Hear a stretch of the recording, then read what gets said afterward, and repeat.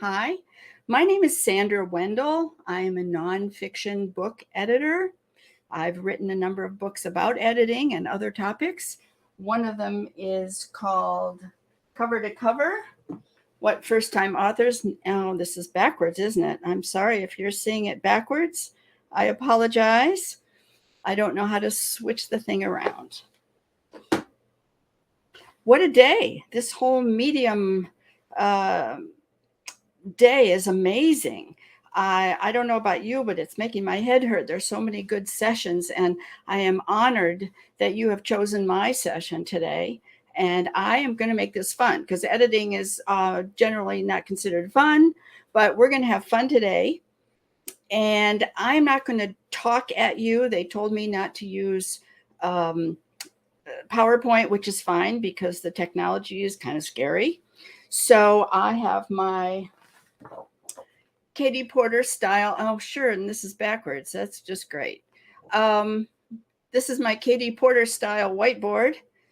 And I have a free offer for you. And I'm not going to wait till the end to give it to you because that's not fair. I don't like to make people wait. I have written a bunch of blogs on Medium. And of course, that's Medium is the thing that brought us all together today. And they were just, the title was Stuff Writers Write That Makes Editors Cringe. And it was so popular, I kept writing another and another. And then I took all those blogs and created a book. So I've created a short ebook on Amazon. And if you go to www.Sandra Wendel, it's backwards, but if you're dyslexic, you're in the right place. And if you go to my website and you scroll down, you will see, okay, I'm getting weird messages. Hello. I hope you could hear everything I said before. My name is Sandra Wendel. I'm a nonfiction book editor. And here's my free offer for you today. This book, this short ebook, it's free for you. If you go to my website, sandrawendel.com, scroll down, you go to a place called Book Funnel, which is an amazing place. And it'll ask you how you want to read it, and you download the ebook, and it's yours free, and I'm happy to give it to you. And here's what you do. When you're an author and you give someone your book, this is what you say to them. I am happy to give you my book. I would love an honest Amazon review. Simple as that. And you know what? That's the nicest thing you can do for an author is to give them an honest review. So I'm going to start right in on stuff that makes editors cringe. Because this is what I do. This is my office. This is my world. I sit here every day and I see stuff that people have given me, manuscripts, and that's what I'm working on. I'm going to start with this. If you have by on the cover of your book, let's say you have a book and you have by and then your name, that's not standard. That's a sign of an amateur, and you don't want to make that blunder. So don't put by on the cover of your book. When you have your acknowledgments section, spell it correctly. There's no E in the middle of acknowledgments. That's another amateur error. And these things add up. Readers, they're forgiving to a point, but you want to be professional. Your name is on the cover of that book. Then you have your table of contents. Now, let's say you're writing fiction. You're not going to really have a table of contents. Although, you know what? On ebooks, I see table of contents, and then they have the chapters with hot links if you're reading an ebook. It is not table of contents. It is contents. You don't call it table of. So get rid of table of. Okay. And then if you happen to have a section in your book called the foreword, well, spell it correctly. It's for and then W-O-R-D, word. It is a word that comes before all of your words, and it's written by somebody else. So the authors don't write a foreword. You might call it an introduction, a prologue, a preface, a preview, something. But let me tell you a little insider secret here. Readers tend to skip over this stuff. I don't understand why. So if you've got important stuff, go right to the first chapter. Okay? Here's another thing people make a mistake. Don't use song lyrics. No song lyrics. I know you want to use song lyrics. They have meaning for you. It's emotional. But you know what? These are owned by the person who wrote them and not necessarily the artist who's singing them. So you have to get their permission. And yes, You can get their permission. You have to write to them, you ask their permission, and they may charge you. So you don't want to be charged money for using somebody's song lyrics. The way around that is to mention. I had an author who talked about going to Kathmandu. Okay, when we just talk about the artist, you can say the title of the song by so and so, but you cannot use the song lyrics. Okay, there's that. Now, write these down. These words have no meaning.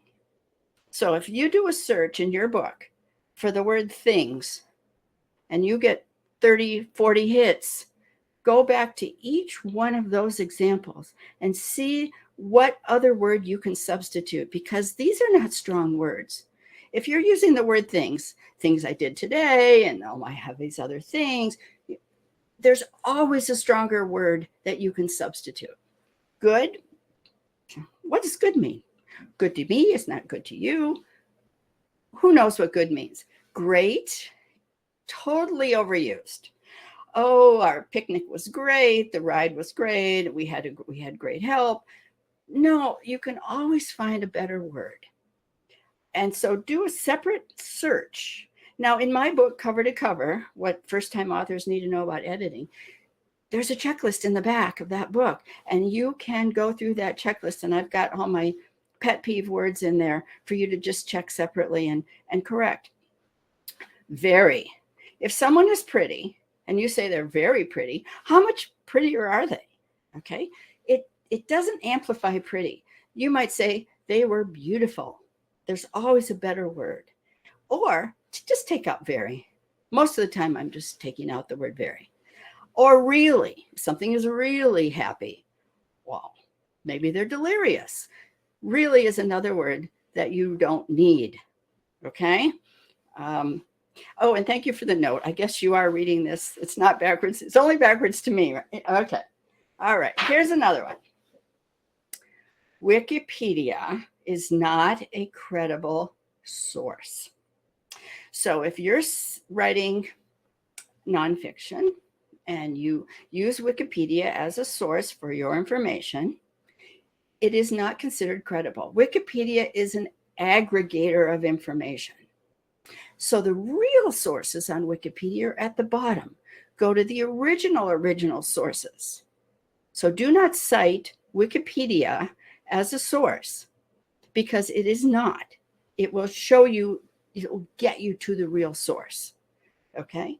And as well, while we're talking about sourcing, I had a manuscript today and there's just filled with footnotes and oh my God. And I go, if this book is written for consumers, you are making them crazy and they will not read your book. Let's take all that sourcing, those citations, and make them end notes at the back of the book, because that's where you cover yourself and your reader can refer if they need to.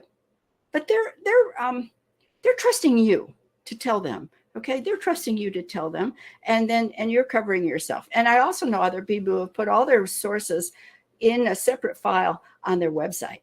So there's one. Okay. Use your own stories. How many times have you read a book and it talks about the drop-down mask and put the oxygen on yourself first before you can help somebody else? Okay. Boring, cliched, trite, overused. Stop it. How about the one about the starfish, the little kid on the beach and the man's throwing the starfish back and he says, oh, well, you can't put them all. There's so many. He goes, yes, but I helped that one. Okay. How many have heard that? A lot of times that one's used by speakers at conferences. It's like, I want to just stand up and go, don't you have any original stories of your own? Okay. Or the one where grandma cuts the roast off before she bakes it. Well, grandma had a small oven and now you have larger ovens. You don't have to cut the roast off, but people never really understood that. If you haven't heard these stories, just Google them and you'll see. What else do I have here? Oh my goodness. If you're writing, let's say a business book, I see this a lot in business books. People use SMART, S-M-A-R-T, specific, whatever all those mean. That's not your construct. That's someone else's. And it's number one, overdone, and I'm kind of tired of hearing it. But if you're writing a book, tell us what you know. What's new? What can you tell me that I don't know? What do you know that your readers don't know? That goes in your book, not other people's stuff. If someone cites Stephen Covey one more time, I really will throw that book right out this window. I really will. Okay. Oh, and Maslow's hierarchy of needs, the triangle. Oh my God, stop using that. Stop with the Maslow stuff. Okay. I hope you're out there laughing. Okay. The other thing I want you to do is dump those dictionary definitions. If you're writing and you feel that you need to explain the dictionary definition to somebody, and Webster defines this as, you're insulting the reader. You really are. Because if they don't get your meaning from what you're writing, then that's on you. You need to explain. And certainly you can use big words. Like I do a lot of work with medical writing and health, and people have to explain what hypertension is. Okay. And they say, oh, high blood pressure. Okay. You're educating your audience a bit, but you're also not. The dictionary, leave the dictionary alone. Use the dictionary to look up spellings of words. Okay. Use that. All right. Now, if you don't like swearing, then cover your eyes and ears for a minute, because I love swearing. When you grow up with a father who is a Marine drill instructor, you have swearing at the dinner table. Okay. And there are some things you cannot write about without swearing. Okay. Military experiences. Seriously. I do a lot of work on true crime, law enforcement, criminals, they're swearing. And if you think that you can lessen the impact of the word F-U-C-K by putting the U as an asterisk, it is still the word fuck. It is always going to be. And if you're going to upset someone by using that word, it doesn't matter how you spell it or how many asterisks you use, it's still there. Okay? So if you're going to swear, then swear. All right? I'm cool with it. Now, okay, you wouldn't use it probably in Christian fiction. All right? And you wouldn't use it in a YA or children's books, but there are places, and that is part of our language, and use it properly. Okay, and using F-U-C-K in book titles, kind of old news, kind of been there, done that. Okay, so yeah, thank you, Diana. She says swearing's a second language. Absolutely. All right, so there's that. Okay, now, do you know what an epigraph is? Rethink those. I'm going to show you one. Let me see. All right, this is a book I wrote with a doctor at Mayo Clinic. And I'm going to show you an epigraph. It's that quote you use. And here's a chapter title, and then people put quotes from, and it's usually from other people. It's a quote from Gandhi, or it's something Oprah said, or it's Stephen Covey, or Napoleon Hill, or Dale Carnegie. Okay, those quotes are overdone. And I am on a crusade to get rid of epigraphs. This is a design element in a way called an epigraph. So the first time we wrote this book, well, it's actually been through 3 revisions, but the first time we wrote this book, we had all these lovely quotes from other doctors and people and about health. And the second time, well, now in this 3rd edition, here's what you do. If you feel compelled, if you really want an epigraph, then quote yourself. This is why you're writing this book. That's why your name is there. Okay, here's my name. I'm a with author way down here. Quote yourself. So that's what we did here. This quote is from Dr. Cragen, and it's in the chapter. And these are very effective. But people are tired of hearing about a journey of 1,000 steps, okay? They want to hear from you. This is why you're writing a book. Use your own stuff. Okay, so those are epigraphs. And oh my goodness, my children, when they text me, I swear to God, LOL is now punctuation. Everything is LOL. And they're not really laughing. They're just ending a sentence or a thought. These really, and emoji. Emoji is the plural. It's not emojis, by the way. These things have a place, and probably not in your book, unless you're writing dialogue or you are quoting texts from people in your book. So I know this has become very standard, but I would use these things very cautiously and carefully because readers don't always know, you know, what all these acronyms mean. Okay, there's that. All right. First person, second person, third person, plural. All right. Remember those boring English classes? Oh my God, we hated them. Okay. I loved English class, so I did. I paid attention to this stuff. But there was a problem with our language because we don't have a singular plural. And so now the Chicago Manualist style, which is our Bible, and a good editor follows Chicago Manualist style. That is what the book industry standard is for what you capitalize, what you hyphenate, just how you put a book together. And that's what you're paying an editor for, to impose that style on your book, because that's what readers expect.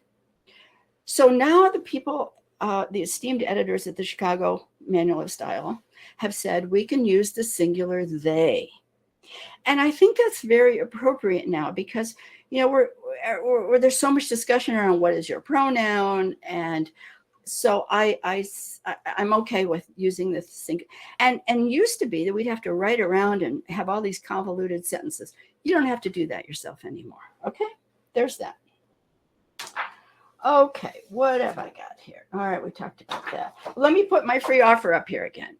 If you're late coming in, if you go to my website, sandrawendel.com, and you scroll down, you'll see this book cover of my book. And there's a thing you can click and get a free download of the ebook. And again, this is a compilation of some of the really good Medium blogs that I have written on this topic of stuff that writers write that makes me absolutely crazy. And it's yours free. I'm happy to give it to you because I am all for leveling up the quality of books that are out there. The thing about Amazon's KDP platform is that anybody can publish anything. That's good news. It's good news for you. It's easy to get your book up there, but there's also a lot of really terrible stuff up there, and because it's so easy. And so I want to help people write better because readers want to read better. Whatever you're writing, fiction, poetry, blogs, books. Let me talk about a couple of things here. I teach writing classes at our community college, and I've done it for several years, and the people are wonderfully motivated older learners, and they're doing that bucket list book. And a lot of people are writing their bucket list books, and I encourage you to do that. Two of the books that I totally recommend are Bird by Anne Lamott. And I hope you've come across this book before. It's really wonderful. And if you're writing about sensitive topics like abuse, she's got some good information in here. And the other is my boyfriend's. Well, he doesn't know that he's my boyfriend yet, but Stephen King. And not only does this tell you how wonderful he is and how he writes, his whole writing process, but it also tells you how he puts ideas together. And that's why, you know, things like The Shining are just make you absolutely crazy, but that's how he does it. And it's brilliant. And there are lots of words of wisdom in here for you. Okay. Oh, I see some people putting other books. There are wonderful books out there to read about the craft of writing. And let me tell you something else. As you can see, I'm at a stand-up desk. I'm not sitting down, and I use this part of the day, and then part of the day I don't. When my writing students ask me, how do I write? I can't really just sit down and write. Well, that's the point. Don't sit down. Sometimes people can't. They have to stand up. So I say this. Oh, yes, Natalie Goldberg, Writing Down the Book. That's the third one I recommend, too. Stand up and write. Take your laptop or your PC, put it on your kitchen counter, and stand up and write. This goes to what kind of writer you are. Some people are visual writers and they have to see the words. Now, I'm a visual writer. I have outlines. I have mind mapping. But some people are audio writers. They have to hear the words in their head. So that means outside noises distract them. And so the birds out here chirping is making them crazy. And then the furnace kicking on and the refrigerator cycling. Those things make those people difficult for them. So you kind of have to be in a quiet environment. But the people who are audio writers in my classes just kind of go, oh my God, when I tell them this, don't write, dictate your words. Get any of these apps that are voice speech recognition, and they're free ones, or you can use one called REV, and you send your files off and they're transcribed and you get a Word document back. Try these because maybe that's helping you get past some of the blocks when you're writing. All right, let me get back on track here. I'm going to talk about some mechanical things in your manuscript, because the more polished your manuscript is when you give that what we'll call final rough draft to your editor. And tell me you're working with a professional editor, because you cannot self-edit your book, only to a certain point. Professional editor will take you to that realm of professional product, as will a professional cover designer. Okay? Because you have to stand out in all that noise on the KDP platform on Amazon. All right? So one of the things I see a lot are people putting 1 or 2 spaces between sentences. Now, those of us of a certain age, when we learned how to type in typing class, it was 2 spaces because we were using these old, I have an old one. See that old typewriter right there? I actually learned how to type on that.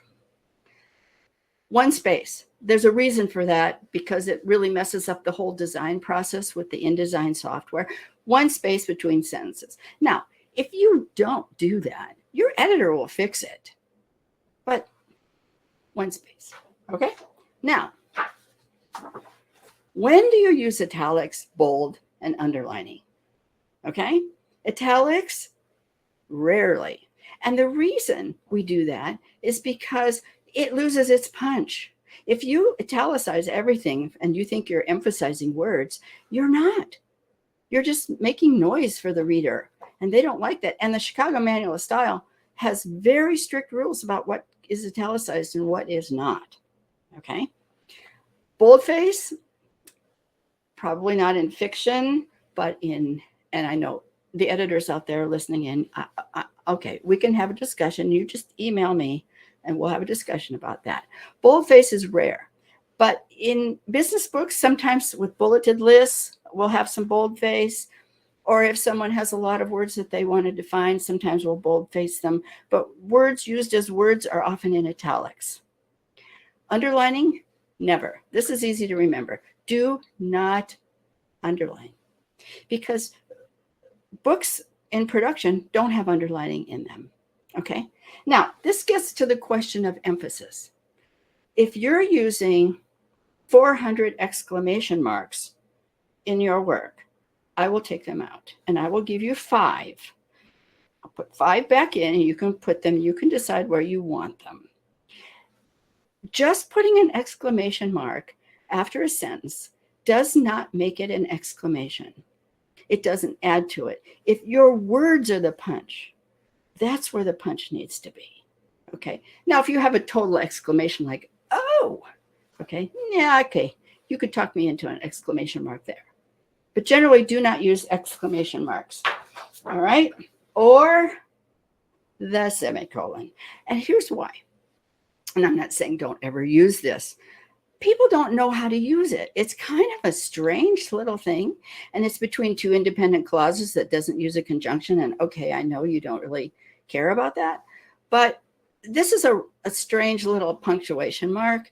And if you overuse it, it's going to be, your stuff won't read kind of in a weird way. But here's the one I love. my favorite punctuation is an M dash, and that's not a hyphen. That's a smaller one, an M dash. So you kind of do an M dash and it sets off the rest of the sentence, or it clarifies. It's also something, if you wanted to clarify or set off, you could put in parentheses. Okay, and these are marks of punctuation you might want to get comfortable with because they're kind of fun. Okay, so I've talked about exclamation marks, I've talked about semicolons. Let me show you a couple of books I recently worked on. This is called Busting Drug Dealers. This guy, I mean, I'm not an interesting person, but boy, do I know some interesting people. This guy was a DEA agent. He was jumping out of helicopters in the Colombian jungle and burning meth labs. This is just insane. And the stories. This is an episode of Narcos, only in real life. Here's another one. Top Gun and commander of the Nimitz, the nuclear-powered aircraft carrier. Now, here he is flying Tomcats off his own aircraft carrier. Now, how crazy does life get, right? This Admiral Manazar knows leadership, and these are his leadership lessons. So he didn't have to come up with stories. He has plenty. This is the person you want to sit next to at the dinner party that you go to, because all you have to do is listen. Pretty amazing. Okay, let's see. What else? Here's my offer again for my free book. If you just joined us, I see the numbers kind of varying here, so I know there are new people here. You get a free copy of my book, and I am happy to give this to you. If you have specific questions, go ahead and drop them in this chat thing, and I can kind of keep an eye on that. I know we have a few more minutes left. I know that one of my grateful authors sent me this, and that's the best. When my authors are so excited when their books go live on Amazon, wow, that's an amazing day. And I wish that for you. I really do. I hope that you will write your book, have it professionally edited, be careful of your words, don't make amateur mistakes. Some of the others that I have that I see a lot are people writing paragraphs that are too long. Just look, a sentence or two, maybe three. Long paragraphs make your pages gray and not very interesting. Now, if you go to a bookstore and you watch people, and I have to admit that I do, I kind of stalk them, but don't tell the people at Barnes & Noble that. People look at the cover, and then what do?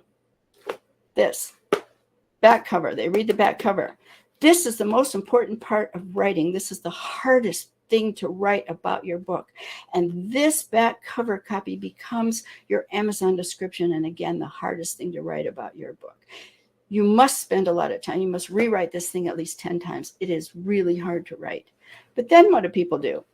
They open up the book, and if it looks like a blob of gray, oh, they're going to no, I don't want to read this. See? So that's why we use a readable font. We use subheadings. We use plenty of white space. This is then a design issue. Okay, so all these things come together in your book, and I wish you great success with your book when you're published. Any other questions? I'm just looking here. Dialogue in quotes or italicized. There's a big, there's kind of a controversy whether people's thoughts should be in italics. Chicago says no. If it's obvious that these are thoughts, then that's fine. You don't have to put them in italics. No. Or quotation marks. I know you're tempted to. And you know what? You can, if you're consistent. Be consistent. If you're going to break the rules, be consistent about it. Okay? The free download at my website.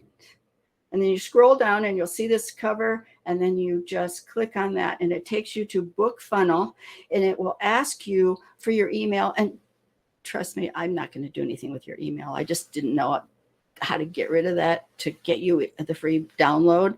So just enjoy my book. And of course, if you feel that you can leave an honest Amazon review, I would be so honored.